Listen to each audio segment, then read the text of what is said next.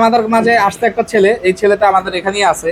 ওর নাকে একটা দাগ আছে। ও এলাকাতে দুষ্টামি করতে গেছে বন্ধুদের সাথে, ওই দেওয়ালের মধ্যে বাড়ি খেয়ে পড়ে গেছে। পরে এটা গর্ত হয়ে গেছিল, এটার ভিতরে কিন্তু শিলি আছে।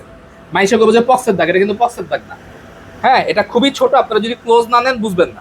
এটা কি দিলেন, এই জিনিসটা কি দিলেন? এই জিনিসটা হলো অবশ্যই যাবে।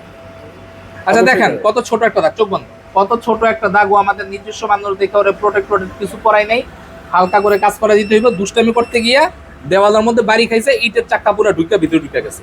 কারণ এই যে ইটের চাকা বাইর করছে, কিন্তু এই যে একটা ছেলেটা এত সুন্দর, এত কুল একটা দেখতে চমৎকার একটা ছেলে, কিন্তু ওর এখানে নাকের দাগের জন্য ওর এখন প্রেম ভালোবাসা হচ্ছে না। চমৎকার হয়ে গেছে। হ্যাঁ, এখন আচ্ছা, এই দাগের জন্য ভাই গার্লফ্রেন্ড চলে গেছে নাকি গার্লফ্রেন্ড ভাই? চলে গেছে। ওর রিলেশন ছিল 8 বছরের।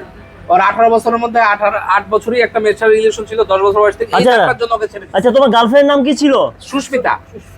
সুস্মিতা। আমি ওকে বোন ডাকি। আচ্ছা, আপনার গার্লফ্রেন্ডের নাম কি ছিল? সকিনা। সকিনা। আচ্ছা, সকিনা আর সুস্মিতা। আচ্ছা, বুঝতে পারছি।